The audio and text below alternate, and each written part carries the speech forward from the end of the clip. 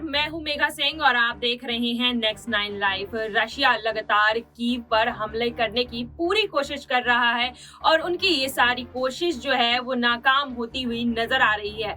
युद्ध के बीते हुए मतलब लगभग 2 हफ्ते हो चुके हैं और इस 14वें दिन भी रशिया जो है वो लगातार चाह रही है कि वो किसी भी तरह कीव को हथिया ले, लेकिन ये चीजें मुमकिन होती हुई नजर नहीं आ रही है। वहीं अब खबरें आ रही कि रशिया अब इसके लिए कोई और खुफिया प्लानिंग कर रही है। अब रशिया किसी और रास्ते से कीव को हथियाने की कोशिश कर रही है, क्योंकि इससे पहले रशिया ने जो भी काम किए हैं उसमें वो सफल नहीं हो पाई है। अब रशिया यूक्रेन के रास्ते में आने के लिए और कीव को हथियाने के लिए क्रीमिया के रास्ते से हमला करने की कोशिश कर रही है और इसकी तैयारी कर रही है। तो चलिए इस रिपोर्ट में हम आपको बताने वाले हैं कि अगर रशिया क्रीमिया के रास्ते से यूक्रेन पर हमला करती है तो क्या वो कीव को हथियाने में सफल होती है। रशिया की अब इस 2 हफ्ते बाद की युद्ध की रणनीति में क्या कोई बदलाव आएगा, क्या इस युद्ध को रशिया जीत पाएगा, चलिए इस रिपोर्ट में आपको बताते हैं। रूस और यूक्रेन के बीच जंग का आज 14वां दिन है। 2 हफ्ते की लड़ाई अभी किसी अंजाम तक नहीं पहुंच सकी है। लंबी खिंचती लड़ाई और यूक्रेन की राजधानी कीव पर कब्जा नहीं कर पाने की वजह से रूस को अपनी रणनीति बदलनी पड़ रही है। बताया जा रहा है कि डोनेत्स्क और लुहांस्क के यूक्रेन की सेना के जवाबी कार्रवाई के बाद अब रशिया जो है वो क्रीमिया के रास्ते से कीव पर चढ़ाई करने की कोशिश कर रहा है। वहीं रूस के रक्षा मंत्रालय के प्रवक्ता आइगर ने स्थानीय मीडिया को बताया है कि डोनेत्स्क और लुहांस्क रूस सेना के स्पेशल ऑपरेशन में यूक्रेन की सेना अड़चन डाल रही है। उन्होंने माना है कि दोनों इलाकों में यूक्रेन की सेना की जवाबी कार्रवाई से मुश्किलें बढ़ रही है। डोनेत्स्क और लुहांस्क में खास कामयाबी नहीं मिल पाने के कारण अब क्रीमिया के रास्ते कीव में जाने की तैयारी चल रही है। यूक्रेन के सेंटर ऑफ स्ट्रेटेजिक कम्युनिकेशन ने दावा करते हुए कहा है कि दुश्मन में डर फैल रहा है और अब उसे सैन्य अभ्यास की आड़ में गुप्त लामबंदी करने की भी शुरुआत कर दी है। वहीं institute for the study of war ने भी अपनी रिपोर्ट में बताया है कि रूसी सेना उत्तर से क्रीमिया के रास्ते ज़पोरिजिया की ओर बढ़ रहे हैं।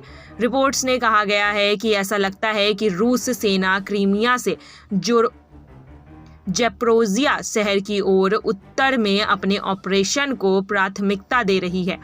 वहीं कीव को घेरने के लिए रूस अब एरी चोटी का जोर लगा रही है। जी हां, रूस ने 24 फरवरी को यूक्रेन के खिलाफ जंग का ऐलान किया था। पहले ही दिन रूस की सेना ने कीव पर बमबारी कर दी थी। एक्सपर्ट मान रहे थे कि ये लड़ाई ज़्यादा लंबी नहीं चलेगी, लेकिन जंग 2 हफ्ते से ज़्यादा खिंच चुका है और अभी तक कीव पर कब्जे की लड़ाई जारी है। Institute of the study for war की रिपोर्ट के मुताबिक रूसी सेना कीव को चारों ओर से घेरने की रणनीति अपना रही है। रूसी सेना ने कीव को उत्तर पश्चिम, पश्चिम और पूर्व से घेर लिया है। यूक्रेन ने दावा किया है कि उत्तर पश्चिम कीव के आसपास के इलाकों में रूसी मिशनरी को बहुत नुकसान हुआ है। वहीं इरपिन के पूर्व मेयर ने बताया है कि रूस की सेना ने इरपिन के आसपास के शहरों पर कब्जा कर लिया है, जिसमें बुचा और होस्टोपोल भी शामिल है। इरपिन और कीव में महज 20 किलोमीटर की ही दूरी है। यूक्रेन के जनरल स्टेट ने भी ये बात बताई है कि रूसी सेना की 29वीं, 35वीं और 36वीं कंबाइंड आर्म्स आर्मी, एयरबोर्नर्स ट्रूप्स और नेवल इंफेंट्री ने भी कीव को घेरने की तैयारी कर ली है। कीव पर फाइनल वॉर की अब तैयारी शुरू हो चुकी है। जिस तरह से रूस की सेना ने यूक्रेन की राजधानी कीव को चारों ओर से घेर लिया है, उससे लग रहा है कि अब फाइनल वॉर की तैयारी शुरू हो चुकी है। Institute of the study for war के मुताबिक रूस की सेना बायशीव में एक्टिव है, जो कीव सिटी सेंटर के दक्षिण पश्चिम से महज 50 किलोमीटर की दूरी पर है। इसी तरह रूस सेना ने इवानकीव में भी ऑपरेशन तेज कर दिया है, जो कीव से महज 70 किलोमीटर की दूरी पर है। वहीं 7 मार्च को रूसी सेना ने उत्तर पश्चिम कीव से 30 किलोमीटर दूर रकीवका पर भी हमला किया था।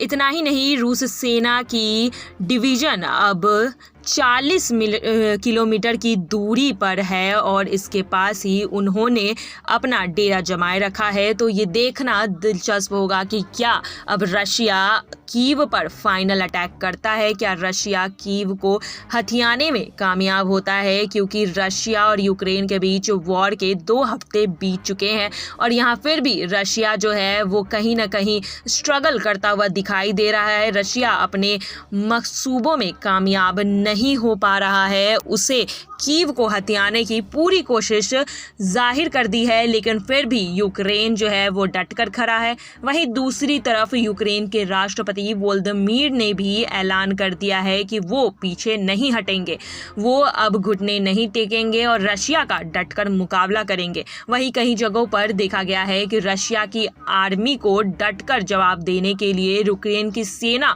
तो तैयार ही है, वहीं यूक्रेन के आम लोग भी रशिया की आर्मी के सामने आकर अपने देश की रक्षा कर रहे हैं, जिस वजह से रशिया की आर्मी को काफ़ी तकलीफें हो रही है और कहीं ना कहीं यही कारण है कि रशिया कीव पर अभी भी अपना कब्जा नहीं बना सका है। लेकिन कीव से महज कुछ ही दूरी पर रशिया की आर्मी है, जिससे अब रशिया ने जो कीव पर हमले हैं वो तेज कर दिए हैं और आसपास के इलाकों को भी हथिया लिया है। वहीं यूक्रेन की आर्मी लगातार प्रयास कर रही है कि वो किसी तरह से रशिया की आर्मी को कीव पर कब्जा करने से रोक ले और जहां जहां रशिया ने कीव को हथिया लिया है, यूक्रेन को हथियाने में लगी हुई है, वहां से यूक्रेन की सेना वापस से यूक्रेन को रशिया के चंगुल से छुड़ाने में संघर्ष कर रही है। वहीं दूसरी तरफ बाकी देशों ने अपने प्रतिबंध और भी कड़े कर दिए हैं। अगर बात करें बड़ी बड़ी कंपनियों की, तो उन्होंने अपने सारे जो नाते हैं वो रशिया से तोड़ लिए हैं और वो अब इस युद्ध में यूक्रेन के साथ खड़े हुए दिखाई दे रहे हैं। वहीं अगर बात करें तो मैकडॉनल्ड्स ने भी हाल ही में ये ऐलान कर दिया है कि वो रशिया में अपने सारे रेस्टोरेंट को बंद करने वाली है और इसका इन्फॉर्मेशन उन्होंने एक ओपन लेटर के ज़रिए दिया है। इस चीज़ से रशिया के लोगों को भारी नुकसान होगा, साथ ही रशिया के लोग अब इस युद्ध में सफ़र करते हुए दिखाई दे रहे हैं और कहीं ना कहीं रशिया में भी अब इस युद्ध को लेकर पुतिन के खिलाफ जो प्रोटेस्ट है वो ज़ोरों शोरों से चल रहा है और इसी में रशिया के लोगों को गिरफ्तार भी किया गया है। लेकिन दूसरी तरफ देखा जा रहा है कि पुतिन पर इस कड़े जो प्रतिबंध है उसका कोई भी असर दिखाई नहीं दे रहा है। उन्होंने अपनी मंशा साफ कर दी है कि जब तक वो यूक्रेन और यूक्रेन की राजधानी कीव पर अपना सिकंजा नहीं कस लेते हैं, जब तक उसे हथिया नहीं लेते हैं, वो पीछे नहीं हटेंगे। इसी वजह से अब वो क्रीमिया के रास्ते यूक्रेन के राजधानी कीव में घुसने की पूरी कोशिश कर रहे हैं और उन्होंने अपनी रणनीति अब बदल ली है और ये देखा जा रहा है कि वो चारों ओर से कीव को घेरने की कोशिश कर रहे हैं। तो हमने आपको बताया कि कैसे युद्ध के 2 हफ्ते बीतने बाद भी रशिया जो है वो संघर्ष कर रहा है कीव पर अपना झंडा लहराने से और इसलिए उन्होंने अपनी रणनीति बदलने की सोची है। ऐसी खबरें आई है कि वो क्रीमिया के रास्ते से जो है वो अब कीव में घुसने की कोशिश कर रहा है और अब वो खुफिया तरीके से जो प्लानिंग प्लॉटिंग होती है वो भी करने की शुरुआत उन्होंने कर दी है। और अब देखना दिलचस्प होगा कि क्या रशिया जो है अपनी रणनीति में बदलाव लाकर फाइनली कीव को हथिया पाता है। क्या इस युद्ध पर विराम लग जाएगा और यूक्रेन घुटने टेक देगा या फिर यूक्रेन इस युद्ध में डटकर रशिया का मुकाबला करेगा और इस युद्ध को जीतेगा। आज के लिए बस इतना ही। आगे की खबरों के लिए देखते रहिए नेक्स्ट 9 लाइव। धन्यवाद।